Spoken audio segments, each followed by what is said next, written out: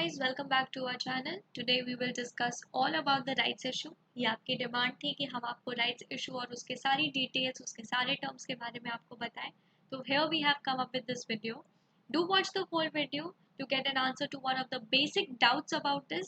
एक बहुत basic doubt है इसके बारे में जो हम अपने लास्ट में आपको कवर करेंगे. तो ज़रूर देखिएगा पूरी video. So let's start. What do you mean by rights issue? A company, when offers additional new shares to its existing shareholders for a reduced price, then this offer is called a rights issue. Usually, the discounted price is only for a particular time period, after which it is returned to normal. तो यहाँ पे company additional new shares issue कर रही है, लेकिन वो सिर्फ और सिर्फ एग्जिस्टिंग शेयर होल्डर्स के लिए ही होता है. ये टर्म जैसे कि बोलता है राइट्स इशू, इसका मतलब ये है कि ये सिर्फ एक राइट दे रहा है शेयर होल्डर्स को, ये कोई भी एक ऑब्लिगेशन नहीं है. So these are the upcoming rights issue for this month. आप देख सकते हैं यहाँ पे सारी कंपनीज मेंशन्ड हैं, उनके रेशियो, फेस वैल्यू, प्रीमियम और इम्पोर्टेंट डेट्स. पीबीआर के राइट्स इशू का हमने ऑलरेडी आपको अपडेट्स में मेंशन किया था, यहाँ पे और भी अब लिस्टेड हो गई हैं. तो इन सब के भी राइट्स इशू जल्दी आने वाले हैं. नेक्स्ट हम बात करते हैं why does the company need to make this offer.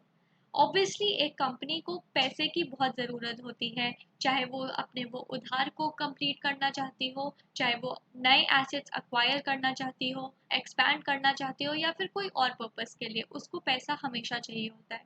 अगर कंपनी ने कभी भी अपने शेयर्स लिस्ट नहीं किए हुए हैं एक्सचेंज में, तो वो आईपीओ के थ्रू करती है, जो होता है इनिशियल पब्लिक ऑफरिंग.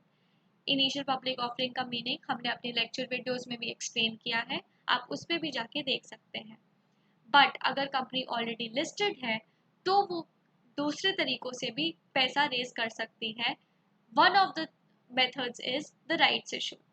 इस इशू से करेंट होल्डर्स अगर बाय चूज करते हैं बाय करना एडिशनल शेयर्स, देन कंपनी के पास इनफ फंड्स हो जाएंगे to cover its debt obligations, acquire assets, facilitate expansion without having to take out a loan from a bank.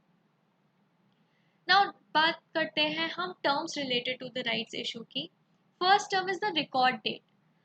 So the issuing company fixes a particular date when the investor must own shares in order to be eligible to participate in corporate events like receiving dividend, bonus shares, etc.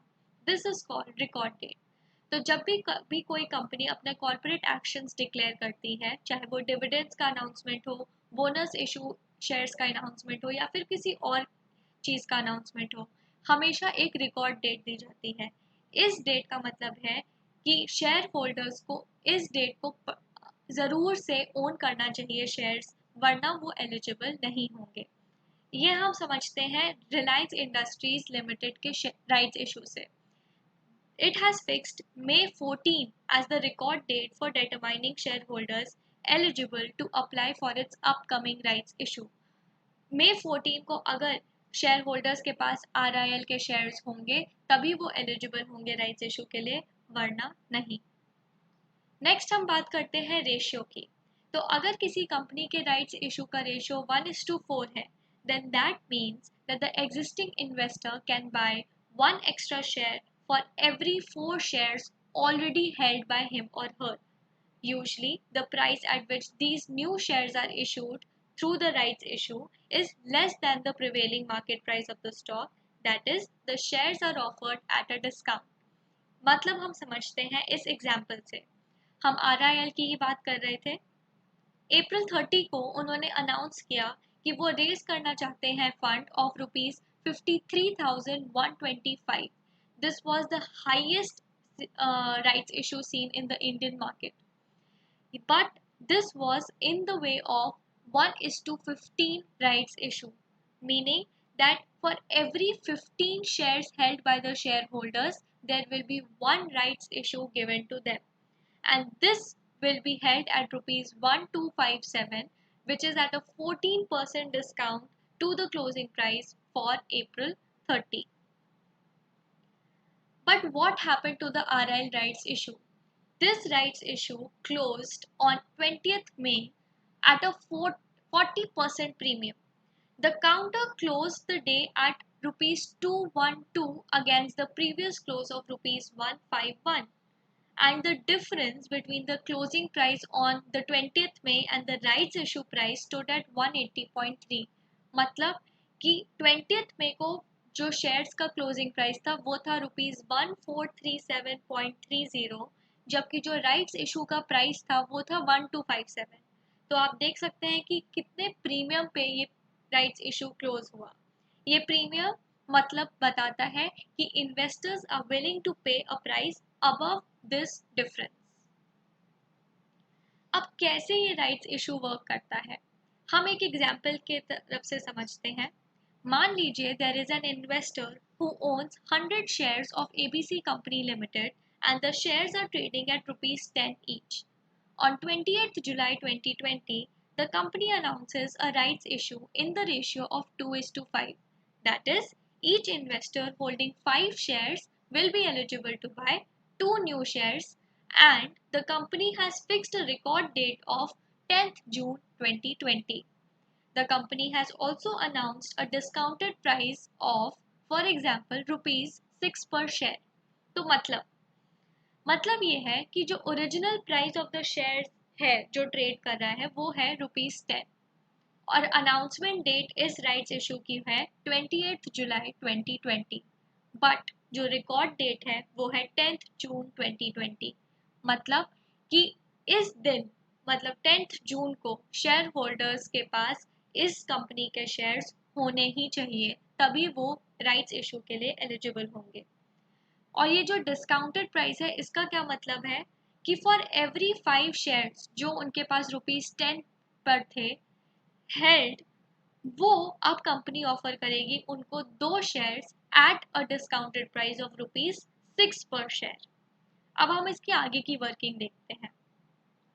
तो investor का जो portfolio था before rights issue वो था 100 shares का, और हर share की value थी रुपीज 10, मतलब उसका टोटल पोर्टफोलियो वैल्यू था रुपीज 1000। अब जब राइट्स इशू हुआ तो हर 5 शेयर्स पे हमें 2 शेयर्स मिलेंगे, तो मतलब 100 शेयर्स में हमें राइट्स शेयर मिल रहे हैं 40। प्राइस जो हमें पे करना पड़ रहा है इस राइट्स शेयर के लिए वो करना पड़ रहा है रुपीज 6 पर share. That means a total of rupees 240, 40 multiplied by 6 हमें पे करना पड़ रहा है इस राइट्स इशू को खरीदने के लिए। तो जब हम लोग ये राइट्स इशू खरीद लेंगे तो हमारे पास टोटल नंबर ऑफ शेयर्स हो जाएंगे 100 जो हमारे पास पहले थे, प्लस 40 जो हमारे राइट्स इशू के बाद आए, which makes it a total value of 140। और जो हमारी वैल्यू है वो बन जाएगी rupees 1000 plus rupees 240, which makes it rupees 1240। तो अब अगर हम लोग पर शेयर प्राइस देखें तो वो हो जाएगा 1240 डिवाइडेड बाय जो हमारे पास अब शेयर्स हैं वो है 140, विच मेक्स इट रुपीज 8.86। तो पहले जो मेरे पास रुपीज 10 के पर शेयर थे वो अब मुझे हैं रुपीज 8.86 पे। तो यहाँ पे मेरा एक तरीके से फायदा ही है। But do all the shares have to buy these additional shares? The answer is no. The shareholders are given 3 choices.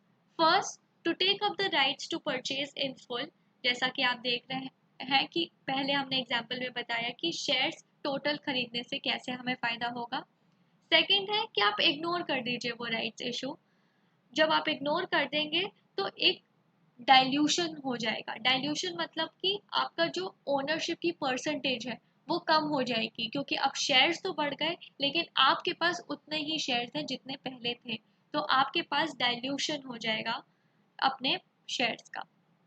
Next है sell your rights to other investors. ये आप कर सकते हैं by trading on a stock exchange platform या off market transfer से, but these trades will be settled by transferring the dematerialized REs, which are the right entitlements, through depository mechanism. हमने depositories आपको explain करी थी अपनी lecture videos में, उनके through ये ट्रांसफर होगा। अब हम आते हैं अपने बेसिक डाउट क्लियरेंस की तरफ। हमने प्रॉमिस किया था अपने शुरुआत में कि हम आपका एक बेसिक डाउट ज़रूर क्लियर करेंगे। तो ये डाउट है राइट्स इशू और बोनस इशू में, दोनों ही में हम एडिशनल न्यू शेयर्स देखते हैं, लेकिन मतलब और डिफरेंस क्या होता है। Rights issue refer to that issue in which company gives rights to their existing shareholders to purchase shares of the company at a discounted price to the market value to the market price for a limited time period. While bonus issue refers to that issue in which company gives shares free of cost to its existing shareholders in proportion to their holdings. तो rights issue में existing share holders को shares मिलते हैं at a discounted price, उनको एक cost bear करना पड़ता है, लेकिन बोनस इशू में उनको शेयर्स मिलते हैं फ्री ऑफ कॉस्ट। यही डिफरेंस है between the rights issue and the bonus issue. So that is it from our side. Hope you like the video. Do subscribe to the channel and share the video if you feel like. Trade wisely and have a nice day.